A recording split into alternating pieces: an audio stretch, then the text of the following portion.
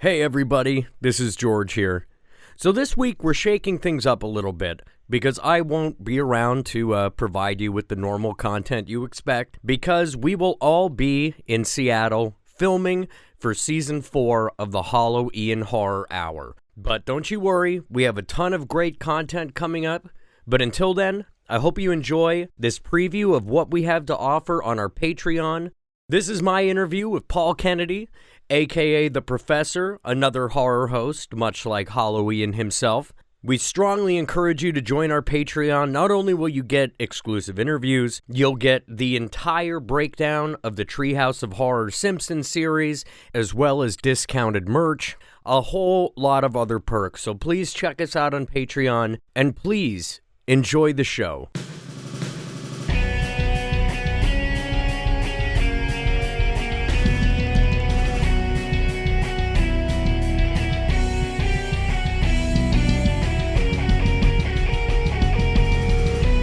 What is up, all you ghosts and ghouls? You're tuned back into the Halloween Horror Pod. You're here with your host this week, George Brandenburg, aka Discount Dracula.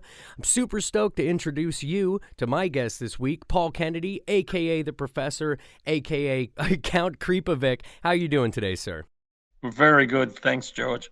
Well, I'm so happy you could be joining us all the way from the land down under. We have an Australian and an Alaskan talking today. I think that is a pretty cool matchup, in my opinion. I think we can both learn a lot from each other. You asked me a little earlier while we were setting up what the weather is like here. I got to tell you, I'm getting real sick of this winter business. Do you even have that over there? Is that anything that Australians are aware of? Big time. Depending on where you live, it can get a lot. We get a lot of snow. Where we live, it just gets cold. Very cold. Let the people. Where do you live? Where in Australia are you at the moment? Okay, so I live in a town called Moruya. Funny name, Moruya. And it's on the south coast of New South Wales. So we're about, if you know Sydney at all, a lot of people know Sydney. We're about a 4-hour drive south of Sydney. Well, excellent. I think the only place, if you know Alaska at all, is Anchorage, and we're about a 2-hour drive from Anchorage ourselves in the town I live called Big Lake, which is notable for having a big lake, which tells you what a cultural center it truly is. Such is. You, as far as I can tell, I would say that you are the human encyclopedia for all things horror host. Would you think that's fair to say? Yes, but I do stand on the shoulders of some of other people who led the way, like Igor's Chamber of TV horror host and the Milwaukee horror hosts. I mean, they're fantastic. That's got me my start. Yeah, and speaking of your start, so what? Let's go. I'm assuming we're taking a trip in the Wayback Machine. What got you started on this particular line of fandom? Give us a sense of the age, the time, the place. I'm sure you've told this story 100 times, but I'd love to hear it. Well, when I was about 15 or so, which is going back a long time, I started to watch this television show on a Friday night called Awful Movies with Deadly Ernest. That was broadcast throughout the state of New South Wales.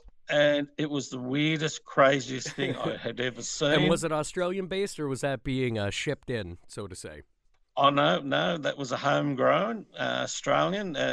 The host, Deadly Ernest, it was played by a guy called Ian Benneman.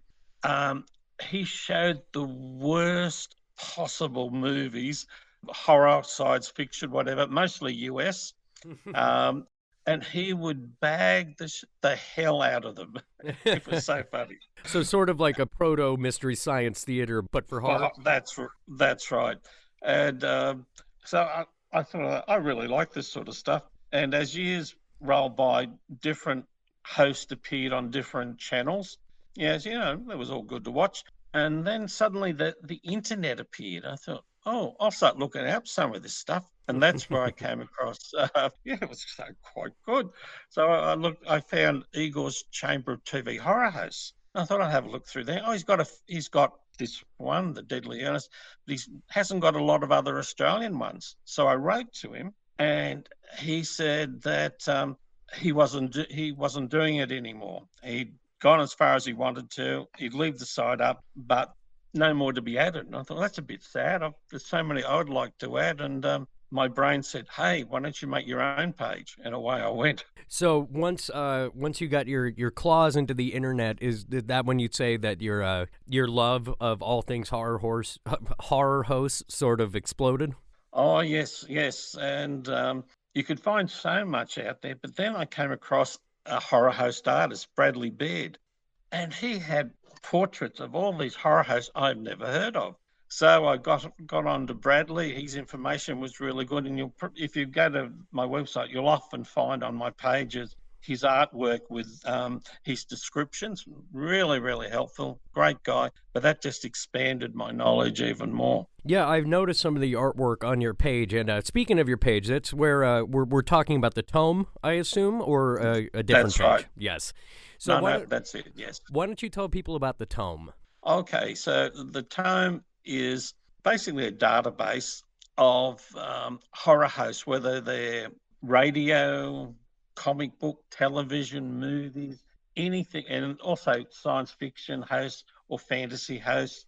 I've got a lot of weird things in there. And I try to give a bit of information on the hosts. Some of them have are quite good actors and have good bios. I put in a lot of links so that people can do a bit more research themselves. Put in, if I can, a clip from the show or a trailer, some artwork or photographs. So just to give people a good idea about the hosts. And that is professorshorrorhosttome.com. Yes, and it covers hosts, mostly American because most hosts come from America, but the Australian ones, New Zealand, Brazil, the hosts from all around the world. Do you know quite them? A lot. Do you know them all? Like, if I asked you from a weird, region of the world, would you know the host there? I have a feeling you might. Oh, possibly. If you asked me what New Zealand was, I could tell you that. Yeah, well, let's hear. Let's hear about a New Zealand host. I'm really curious because I personally, even though I'm on a show with a horror host, I know very little about the genre of horror hosting. So, just to prove your knowledge, give us a host or two from New Zealand. Okay, well, they don't really have many hosts, but the one host they had, it's a really, really strange one. It's the name of the host was Count Robula. Now, real name Robert Muldoon. Robert Muldoon had been the Prime Minister of New Zealand Wow. for years, and he, towards the end of his run, he got into being a horror host, even though he hated horror movies. And he also was, you would have heard of the Rocky Horror Show, the stage show. In New Zealand, he played the part of the narrator as well. Oh, very quite cool. Weird. That is a very weird life experience from start to finish. Extremely. Very, very. I just couldn't get over it. And luckily, I was able to find a very small clip of him. So even better. Oh, that's awesome. And then you yourself are a horror host. And when did you start doing that? How did you get involved in doing it yourself? What was the impetus there, and how did it come about? Where you were, well, tell us your character. You tell the people. Oh, well, yes. So the professor with a couple of helpers gets sucked through a vortex into an alternate universe. And the only way they can get back by showing horror movies, and they've got to keep showing these horror movies until they find the right one that will let them go back home. Love so it. Yes, bit Love straight. Yeah, so you have the professor who knows everything about horror. You have Cole the adventurer. Now he wears a pith helmet and carries a rifle. He protects the professor. You've got Chuck the projectionist. He's quite weird. He shows the movies. But whenever he wears a hat, whatever hat he's wearing, he takes on that personality. So if he's wearing a cop hat, he thinks he's a cop. And then there's Witch Cinders. That's actually played by my wife, Denise. And she has Witch Cinders creepy commercials. So we show these very strange commercials that we come across. So it was a lot of fun.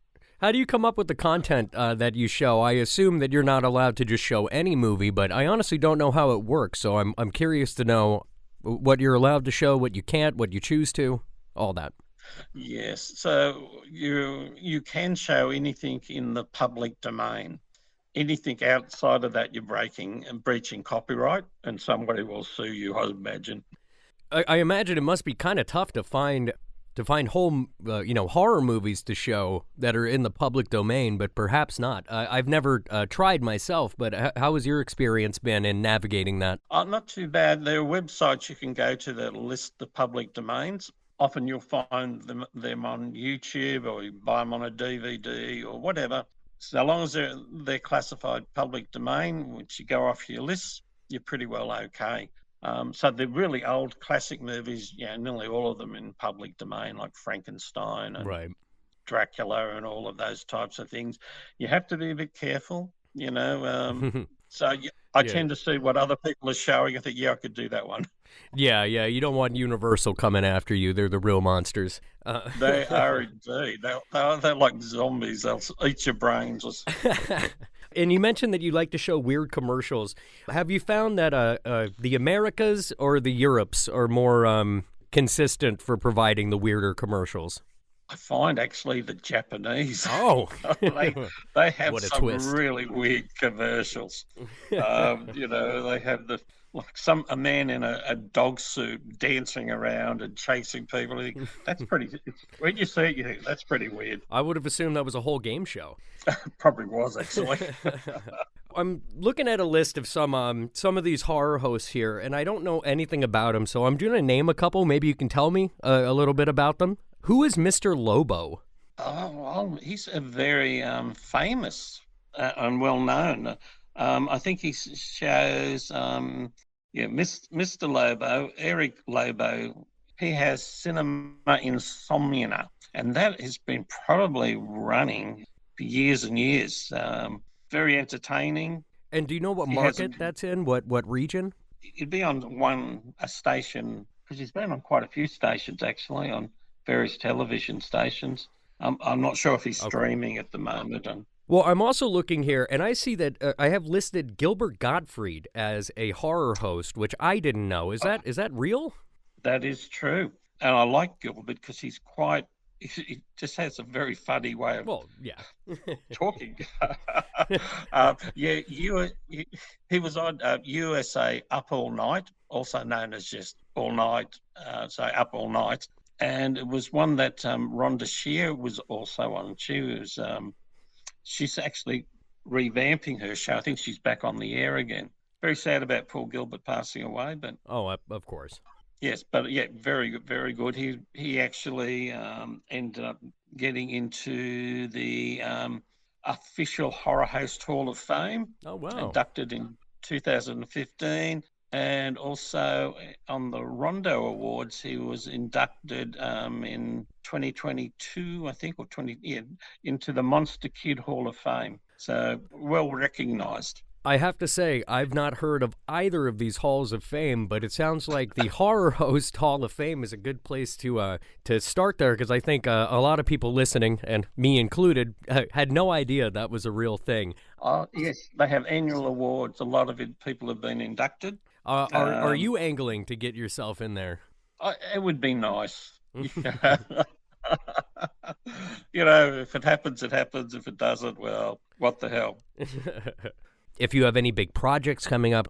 I add new hosts pretty well every week, and that's what takes up most of my time when I'm not doing normal household jobs and things.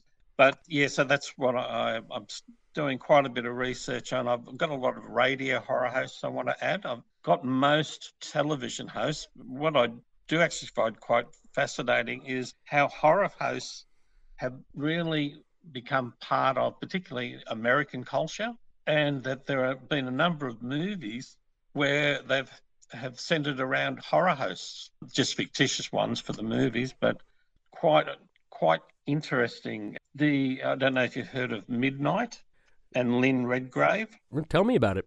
Yeah, so Lynn Redgrave made this movie where she played Midnight, who was a horror host, and I think they probably based it a lot around Vampira, because it was like it had overtaken her life, and this is what she lived and breathed day in and day out.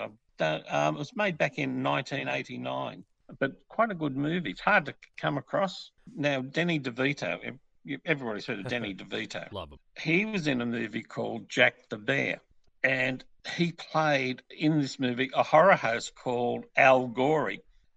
Which was quite, I hadn't heard of this one. That's awesome. it is so fun. And he also had a second horror host that he played in there. It was called Psycho Ward Cleaver, which imagine that is after Leave It to Beaver's father, Ward Cleaver. And that was back in 1993. And again, I mean, it was quite a serious movie, but it was quite funny in parts. You had mentioned Vampira, or Vampira? What's Vampira, yeah. Tomato. So you said it consumed her life, like in real life? Tell me about that. Oh, no, just in the movie. Oh, okay. Well, Vampira herself. Oh, yeah, well, she seemed to be often photographed in her Vampira costume, walking around, etc., on buses and things. And that she sort of lost her identity because she became Vampira. And yet her show only ran for a short period of time. And of course, that makes me think of Elvira, who very much was not Elvira off camera, but she pretty much, that's all anyone ever associated her with. And I assume it's kind of the same situation there, despite her short run. Well, yes, Cassandra Peterson. I mean, even to the point where they had one of those reality shows picking the next Elvira. That was quite funny. I had not heard about that one. Did they? And do you know who they picked? Oh, off the top of my head, I can't remember. I know that there were like hundreds of people who applied, and they all, of course, looked like Elvira, but they narrowed it down to about 12 or 13, and I just can't remember off the top of my head who won that one. No worries there. In your opinion, if you could come up with one, who do you think is the GOAT, the greatest of all time, the horror host icon? I think you would be the voice of that opinion. Really, really hard because there are so many who are really, really good. I would probably give a couple of mentions. Now, Johnny Necropolis. Ooh, sounds like Johnny a punk band singer. I like it. Yeah, he sort of has the persona of a 1950s gangster working out of a nightclub, and he actually sings a lot. He has such a good voice. I could never track down what his real name was, but he was around, I don't know, from about a short time, 2017 to about 18. And are we talking American, Australian? Oh, he's American, yes. Okay. He was very good, but special mention, got to be for an Australian, though. One that's really, really good is Nigel Honeybone. Oh, I've never heard a more appropriate name for someone not from America. That's incredible. Well, the story, Nigel Honeybone is a skeleton. Yeah, no, dude, please tell me the tale of Nigel Honeybone. Well, he's a very well-dressed skeleton. And he's actually voiced by a guy called Graham Garfield Barnard, who unfortunately passed away a few years ago. But Nigel ran for many years on Australian television. Episodes were shown in the US on the Vortex and in New Zealand, and he was extremely witty and funny. He's one of his things is he's one of the best dressed skeletons on television, which was really good. So Nigel, he's probably one of the best I've seen. If I had to narrow it down, that's excellent. I've been saying for years that skeletons are underdressed in televisions, and that's excellent news. Yes, and look, for a short while I actually sponsored their show because they were on. Yeah, they were on. The station that they were on actually charged them to be on there. So I sponsored them for a while until their show got high enough ratings for them not to have to pay to be on the television station. Wow. Very strange, isn't it? That is strange.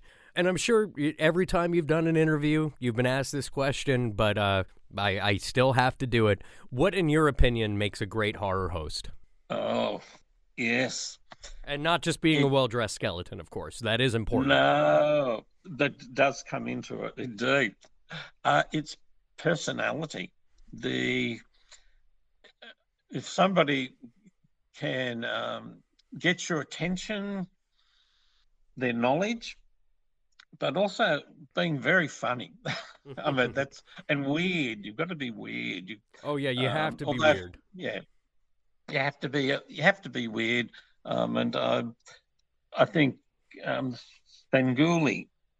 You know of Svengoolie? Or I know of him, but I'd love to hear you talk about Sven Gulli for sure. I don't know much. I just know of his existence. But if anyone has something to say about Sven Gulli, I imagine it's you. So please take us away. well, he again, weird costume, been around forever, but very entertaining. Um, and he wins the Rondo Award for Best Horror Host year in, year out. Quite amazing. But it's his delivery, the movies he puts on. He has a lot of other people working on the show, musicians, sidekicks, etc. It's very professional, but very entertaining, and people just love him. And do you know about what era Sven Gulli was? Oh, he's current, so he's been around oh, maybe 20 years, maybe more. As you can tell, I'm sure I'm driving people nuts. They're like, you host a horror, you're part of a horror show and you don't know this stuff. I'm sure that somebody's already crashed their car out of frustration with me, but this is what I'm here for. I'm here to play the guy who knows nothing about horror host culture, I guess one can say. And that brings me back to your site, the Tome, is it, what did you Yes, call the site? It's the professor's, sorry, it's yes, it's the Professor's professor's. Horror Host Tome. Oh yeah, well, it's actually a little bit longer, Okay, just slightly longer. I'll give you the full title. let's do it. So it's the professor's science fiction, or actually the professor's SF and horror host Tome. Great picture of you on the thumbnail, by the way. Oh yes. And is that you? Is that you as Count Creepovic, or is that you as the professor? Oh, that's me as the professor with my fez on my head. Now, Count Creepovich is actually all animatronics, so I just do voices. But I bought these life-size models, one of Dracula, the Grim Reaper, etc. And so it's just my voice I did not realize with that different accents. those were full-sized models. I saw that. I just assumed. Where did you acquire Count Creepovic and company? Halloween shop. Well, that's easy enough. um, Yes, yes. We used them initially just for a Halloween party at our place, and we had all. It was just decked out, so creepy. And I thought, what am I going to do with this thing? Oh, why don't I use it and give him his own show? is Halloween? I know that you're a particular fan, but again, know very little about Australian culture. Is it a big deal there? Can be. Depends. It in sort of patches. A lot of younger people love it. I used to take one of my daughters trick or treating. Um, Down where we live at the moment, Maria, it's country. You wouldn't even know it was Halloween. Yeah. But but when we lived in Sydney, yeah, there was a lot. People loved coming to our house because it was all decked out. Our front lawn we turned into a graveyard with tombstones and skeletons coming out of the ground. We had good fun with that. That's wonderful. Yeah, out here in my little community in Alaska, we're about one of the only houses in the neighborhood that puts up decorations. But we try to go, we have the big blow up creatures, and we even put out the tombstones, like you mentioned. So we try to turn Halloween into an event, but I don't think the neighbors appreciate it very much. But that's never going to stop me. No, well, no, you've got to be weird in your own area. Yeah, exactly. I did want to ask, though, in reference to the tome and everything, are you considering, publishing, making it a tome you can actually hold in your hands, or some sort of form of that? That is a long-term plan. Yes, yes. I would like to put it in writing. And it's not that hard to self-publish if you want to go down that path. I've just got to find more time. I've retired, but I'm time poor. I understand that absolutely. Oh, geez. Sorry about that. That's going to get cut out. Yikes. Well, where can people see you perform as the professor? Is it just on the website? Is there a channel that our local, we obviously we have a huge following for the Halloween Horror Hour in Australia, so I don't know if they can see you on cable there. But where can people see your work? I have most of my stuff on Vimeo, which is a video streaming platform.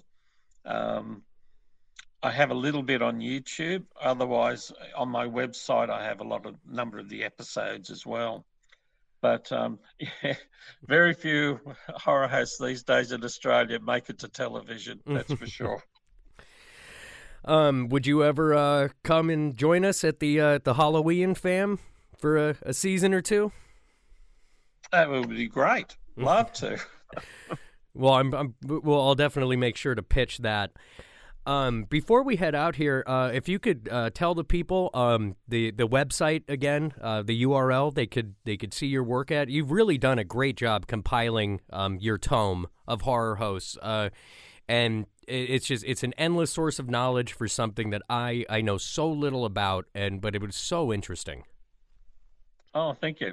So it's www.professors with an S, professors horror-host-tome.com.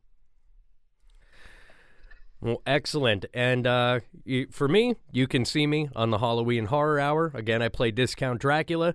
I don't have a website where I compile anything. This man is much more accomplished and put together than I am. But I'm happy that we share this interest and this passion, and kind of live in this horror world together.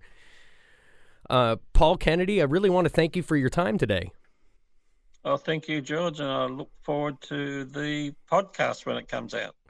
Well, me as well. Well, thank you for listening. This has been the Halloween Horror Pod, an extension of the Halloween Horror Hour, which you can catch on Tubi, Roku, Plex, and most especially on YouTube, which is where we get most of our traffic. So please check us out, like and subscribe, do the whole deal.